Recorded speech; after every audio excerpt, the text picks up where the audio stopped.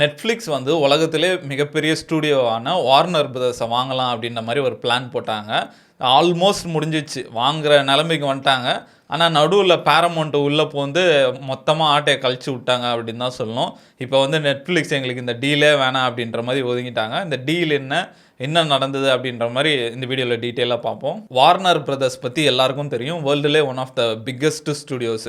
இப்போ நம்ம தமிழ்நாடு எடுத்துக்கிட்டால் கூட ஏவிஎம்லாம் எவ்வளோ பெரிய ஸ்டுடியோ எல்லாமே மூடிட்டு போயிட்டாங்க. அங்கே ஹாஸ்பிட்டலு அப்பார்ட்மெண்ட் அப்படின்ற மாதிரி வந்துச்சு. வெறும் அந்த உருண்டை மட்டும்தான் சுற்றின்னு இருக்கு. தமிழ்நாட்டிலையும் இப்போ பெரிய ஸ்டுடியோஸ் எல்லாமே மூடிட்டு போயிட்டாங்க. அந்த காலத்தில் இந்த ஸ்டுடியோஸ் அந்த மாதிரி வேர்ல்டு லெவல்லையும் அப்படி தான். பெரிய ஸ்டுடியோஸ் எல்லாமே கொஞ்சம் கொஞ்சமாக மூடிட்டு போக ஆரம்பிச்சிட்டாங்க.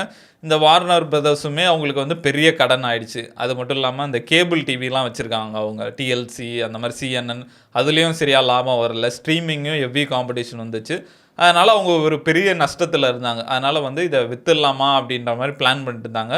நெட்ஃப்ளிக்ஸ் என்ன பண்ணுறாங்க, அந்தளவுக்கு பப்ளிக்காக இல்லாமல் ப்ரைவேட்டாக போய் டீல் பேசுகிறாங்க. உங்களோட ஸ்டூடியோஸை மட்டும் நாங்கள் மெர்ஜ் பண்ணிக்கிறோம். எஸ்பிஓ ஸ்டூடியோஸு, அதுக்கப்புறம் நிறைய ஃபிலிம்ஸ் வச்சுருக்காங்க. பெரிய பெரிய படம், பார்பிலேருந்து கேம் ஆஃப் த்ரோன்ஸ்லேருந்து ஹாரி பாட்டர்லேருந்து நிறைய படம் வச்சுருக்காங்க. அது எல்லாமே நாங்கள் மெர்ஜ் பண்ணிக்கிறோம் அப்படின்ற மாதிரி டீல் பேசி ஒரு ஷேருக்கு வந்து $27.75 மாதிரி பேசுகிறாங்க. அவங்களுக்கும் டீல் ஓகே, நல்ல டீல் தான்ப்பா அப்படின்ற மாதிரி பேசுகிறாங்க. ஒரு வாரத்தில் முடிய போகிறது. அந்த டிராஃப்ட் எல்லாமே ரெடி பண்ணிட்டாங்க அப்படின்ற மாதிரி சொல்கிறாங்க. ஒரு வாரத்தில் முடிய வேண்டியது நடுவில் இந்த பேரமௌண்ட் உள்ளே பூந்து ஃபுல்லாக ஆட்டையை கழிச்சு விட்டாங்க. அவங்க ஒரு ஆஃபர் பண்ணுறாங்க, நாங்கள் வந்து அதோட அதிகமாக தரோம் அப்படின்ற மாதிரி ஆஃபர் பண்ணுறாங்க. 2 பேருக்கும் நெகோசியேஷன் போயிட்டே இருக்கு. இது வந்து போன வருஷத்துலேருந்து நடந்துட்டுருக்கு. இன்னும் பேசின்னு இருக்காங்க. இப்போ தான் ஒரு அளவுக்கு முடிஞ்சிருக்கு. நெட்ஃப்ளிக்ஸ் வந்து எப்போ ஆளை விடுங்கப்பான்னு விட்டாங்க. பேரமௌண்ட் வந்து அவங்க ஆஃபரை இன்க்ரீஸ் பண்ணிட்டே போகிறாங்க. இப்போ நெட்ஃப்ளிக்ஸை பொறுத்த வரைக்கும் அவங்க வந்து ஸ்டூடியோஸ்க்கு மட்டும் மெர்ஜ் பண்ணிக்கலாம் அப்படின்ற மாதிரி பார்த்தாங்க. பேரமௌண்ட் வந்து மொத்தமாக நாங்கள் வாங்கிக்கிறோம் அப்படின்ற மாதிரி ஒரு ஷேருக்கு வந்து $31 அப்படி மாதிரி கொடுத்துருக்காங்க. இப்போ நெட்ஃப்ளிக்ஸோட டீல் பார்த்தா டோட்டல் வேல்யூ வந்து 80 பில்லியன் வருது. அதோட இந்தியா மதிப்புக்கு வந்து 6 லட்சம் கோடி. இப்போ பேரமௌண்ட் டீல் படி பார்த்தா 100லேருந்து 110 பில்லியன் வரைக்கும் வருது. இப்போ 100 பில்லியன்னா இந்தியா மதிப்புக்கு 8 லட்சம் கோடி கிட்ட வருது. இந்த 2 பேரும் ஆஃபர் வைக்கிறாங்க. வாரன் பர்ஸ் வந்து அவங்க போர்டில் பேசுகிறாங்க. ஷேர் ஹோல்டர் வேல்யூலாம் பார்க்குறாங்க. Long time strategy. இப்போ நம்ம இவங்ககிட்ட கொடுத்துட்டா நம்ம வாரன் பிரதர்ஸ் என்ன ஆகும் அப்படின்லாம் டிஸ்கஸ் பண்ணி என்ன பண்ணுறாங்க, அவங்களுக்கும் சில டேர்ம்ஸ்லாம் இருக்குது, மெர்ஜ் டேர்ம்ஸ் அப்படின்லாம் சொல்லுவாங்க. அதெல்லாம் பார்க்கும்போது பேரமௌண்ட்டோட ஆஃபர் வந்து எங்களுக்கு சுப்பீரியராக இருக்குது, இதுக்கு நீங்கள் என்ன ரெஸ்பாண்ட் பண்ணுறீங்க அப்படின்ற மாதிரி நெட்ஃப்ளிக்ஸுக்கு ஒரு 4 நாள் டைம் கொடுத்தாங்க. இப்போ ரீசெண்டாக தான் 4 நாள் டைம் கொடுத்தாங்க. நெட்ஃப்ளிக்ஸ் பார்த்துட்டு இது சரிப்பட்டு வராது, இது வந்து ரொம்ப விலை அதிகமாகிடுச்சு, நாங்கள் வந்து இது வாங்கினா நல்லாயிருக்கும்னு பார்த்தோம், ஆனால் இப்போ வாங்கினா வந்து ஓவர் ப்ரைஸுக்கு வாங்குற மாதிரி. இப்போ வந்து ப்ரைஸும் ஓவர் ஆகிடுச்சு. அதுவும் இல்லாமல் ரிட்டர்ன் ஆன் இன்வெஸ்ட்மெண்ட்டும் ரொம்ப கம்மியாக இருக்கும். ரொம்ப அதிக கொடுத்து வாங்கிட்டு அந்த ரிட்டர்ன் எடுக்கிறதும் கஷ்டமாக இருக்கும். அதுவும் இல்லாமல் ரிஸ்க்கும் ஜாஸ்தி. ஏன்னா நெட்ஃப்ளிக்ஸ் கிட்ட வந்துச்சுன்னா அவங்க தான் எல்லாமே கண்ட்ரோல் பண்ணுற மாதிரி ஆகிடும். அவங்க வந்து எப்படி சொல்கிறது, எல்லா படமும் நம்ம பார்க்கணும்னா நெட்ஃப்ளிக்ஸ் தான் போகிற மாதிரி ஆகும். அது வந்து ரெகுலேஷனில் அலோவ் பண்ணுவாங்களான்னு தெரியாது. அந்த மாதிரி பிரச்சனைலாம் இருக்கனால எதுக்கு நம்ம ரிஸ்க் எடுக்கணும் அப்படின்ற மாதிரி நெட்ஃப்ளிக்ஸ் ஒதுக்கிட்டாங்க. இப்போ ஆல்மோஸ்ட் வந்து பேரமௌண்ட் ஓகே ஆன மாதிரி தான். இன்னும் ரெகுலேஷன் இருக்குது, அது வந்து கண்டிப்பாக ஓகே ஆகிடும். ஏன்னா டொனால்ட் ட்ரம்ப் தான் பிரசிடெண்ட்டாக இருக்காரு, அதனால் பிரச்சனை இருக்காது. இது ஈஸியாக பாஸ் ஆன் ஆகிடும் அப்படின்ற மாதிரி சொல்கிறாங்க. இப்போ இது மூலிமா வந்து பேரமௌண்ட் வந்து ஒரு அசுர பலம் அடைகிறாங்க அப்படின்னு தான் சொல்லணும். நம்ம இதை பற்றி முன்னாடியே வீடியோ போட்டிருந்தோம். அப்போ சொன்னோம் இந்த மாதிரி நெட்ஃப்ளிக்ஸ் தான் வாங்க போகுது. ஏன்னா ஆல்மோஸ்ட் அவங்களே அப்படி தான் சொன்னாங்க, இன்னும் கொஞ்சம் நாளில் முடிஞ்சிடும்னு. அப்போவே லைட்டாக ஆட்டத்தில் இந்த பேரமௌண்ட் எட்டி பார்த்தாங்க. அப்போ கூட சொன்னாங்க இல்லை நெட்ஃப்ளிக்ஸ் தான் வாங்கிடும், மேக்ஸிமம் முடிஞ்சிருச்சு, கூடிய சீக்கிரம் உங்களுக்கு தகவல் வரும்லாம் சொன்னாங்க. நம்மளும் கூட சந்தோஷம் தான். அப்பா இதில் வந்துச்சுன்னா கொஞ்சம் நிறைய நல்ல நல்ல சீரிஸ் இருக்குது, ஹாரி பாட்டர்லாம் இருக்குது, போட்டு விட்டால் ஜம்முன்னு பார்க்கலான்னு. இப்போ வந்து அப்படியே கடைசியில் பெல்ட்டி அடிச்சு பேரமௌண்ட் வாங்கிட்டாங்க. நமக்கு ஒரு சின்ன வருத்தம் என்னன்னா, இனி பேரமௌண்ட்லாம் யாருங்க சப்ஸ்கிரைப் பண்ணுற மாதிரி இருக்கும். நெட்ஃப்ளிக்ஸ்னால் இப்போ ஆல்ரெடி எல்லாருமே நெட்ஃப்ளிக்ஸ் வாங்க ஆரம்பிச்சிட்டாங்க. ஏன்னா மெயின் ரீசன் பார்த்தீங்கன்னா, ஒரு நல்ல படம் வந்ததுன்னா தேட்டருக்கு போக முடியல, சரி வீட்டில் பார்க்கலான்னு பார்த்தா எதில் வந்திருக்கு, நெட்ஃப்ளிக்ஸ் தான் பாதி படம் வச்சுருக்கான். அதனாலே ஒரு கட்டாயத்தில் நம்ம இப்போ சப்ஸ்கிரைப் பண்ணுற மாதிரி ஆயிடுச்சு. இப்போ இதில் படம் வராதனால நமக்கு ஒரு சின்ன வருத்தம். இன்னொரு நல்ல விஷயம் என்னென்னா, அப்பாடா நெட்ஃப்ளிக்ஸில் வரல, வந்திருந்தனா இந்த எல்ஜிபிடி கம்யூனிட்டி சீனை தூக்கி வந்து சொறி விட்டுறானுங்க. வீட்டில் நிம்மதியாக ஒரு சீரிஸ் பார்க்க முடியல.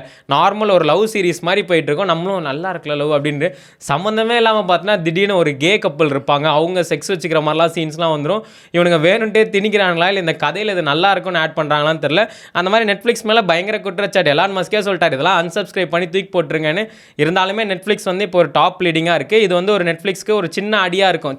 என்னடா நம்ம போய் பிட்டில் தோத்துட்டோமேன்ற மாதிரி. இப்போ நெட்ஃப்ளிக்ஸுக்கு போகலான்ட்டு நம்ம சந்தோஷப்பட்டுக்க முடியாது. ஏன்னா இவனுங்களும் கோளாறானவனுங்க தான்.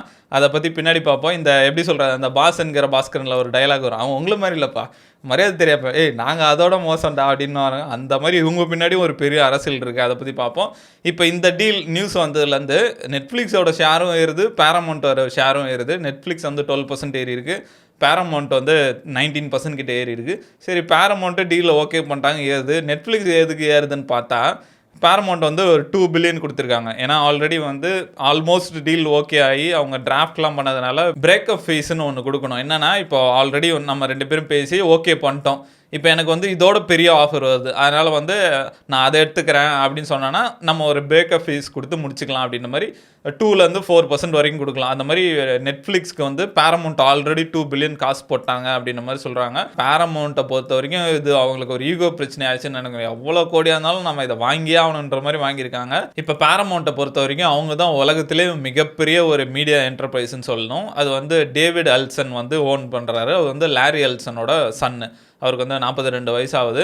இப்போ இவங்க கிட்ட என்னென்ன இருக்குன்னா, இப்போ டிக்டாக் இவங்க கிட்ட இருக்குது, CNN, CBS, TLC, cartoon network, comedy central, அதுக்கப்புறம் ஷோ டைம், அதுக்கப்புறம் HBO மேக்ஸ், டிஸ்கவரி, MTV, அப்புறம் CBS ஸ்போர்ட்ஸ், இந்த மாதிரி நிறைய சேனல் வச்சுருக்காங்க.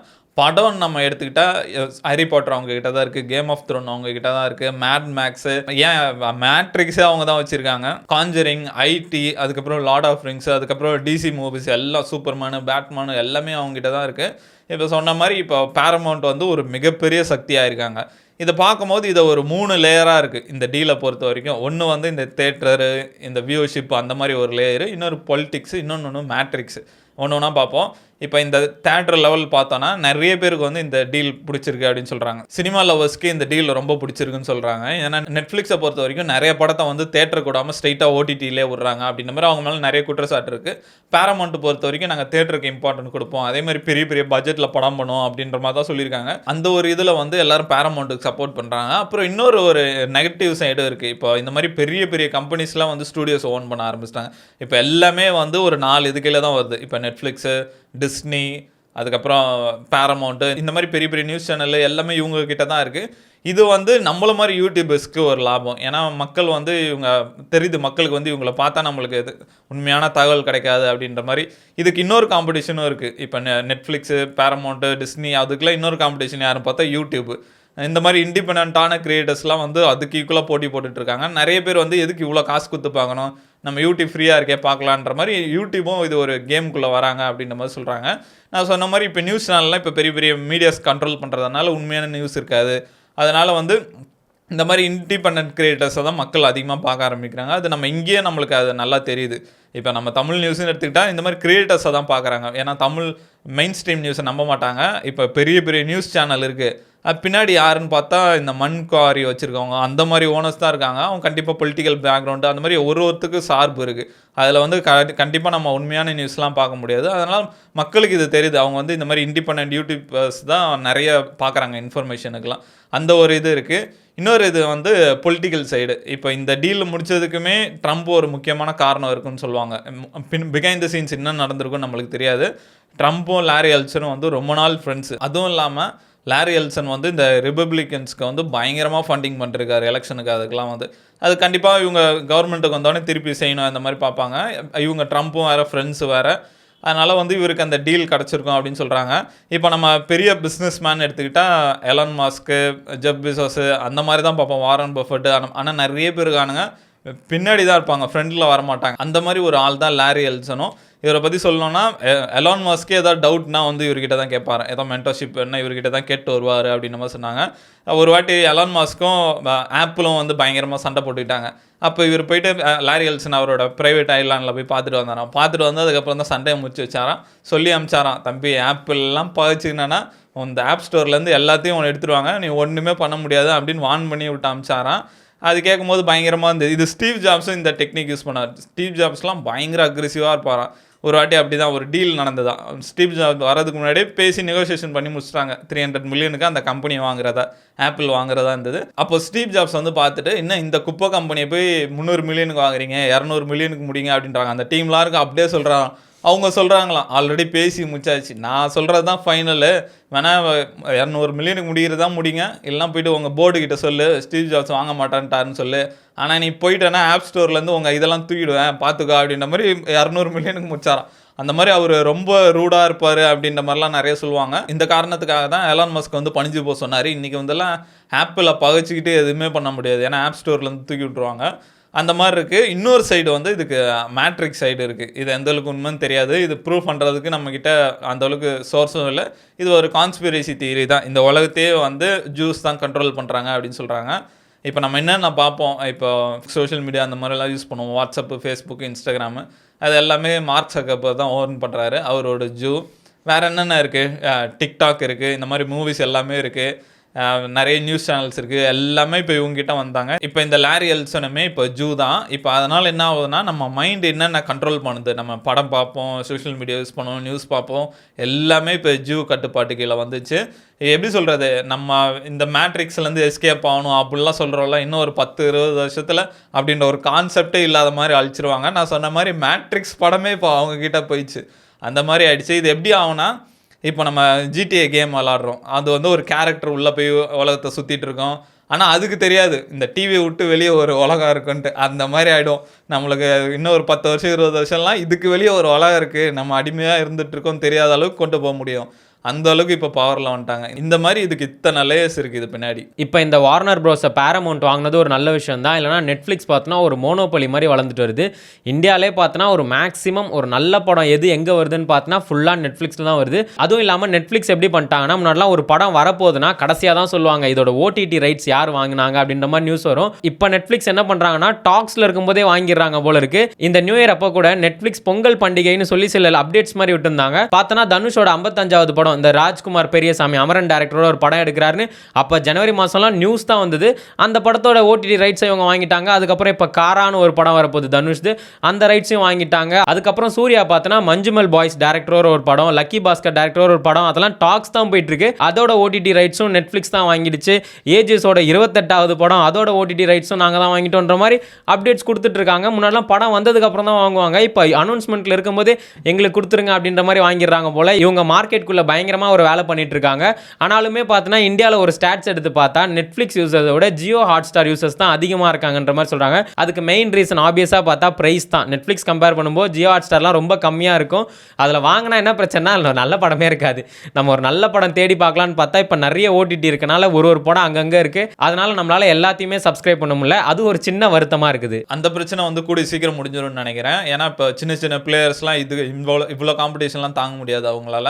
இப்போ ஒரு 4-5 பேர் தான் இருப்பாங்க. இப்போ பேரமௌண்ட்டு, நெட்ஃப்ளிக்ஸு, அமேசானு, அதுக்கப்புறம் வந்து ஜியோ ஹாட்ஸ்டார், டிஸ்னி, இவங்க தான் இருப்பாங்க. மற்றதெல்லாம் காலி ஆகிடுவாங்கன்னு நினைக்கிறேன். ஏன்னா மற்றதெல்லாம் இப்போயே படம் இல்லை. இப்போ எல்லா படத்தையும் இவங்க வாங்கிட்டாங்கன்னா அப்புறம் எதுவும் பண்ண முடியாது.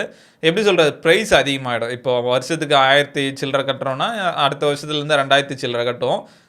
கம்மியாகிடும். இது ஓகே தான் நினைக்கிறேன். ஆனால் என்ன 4த்தையும் எடுத்து வைக்கணும், எதில் படம் வரும்னே தெரியாது.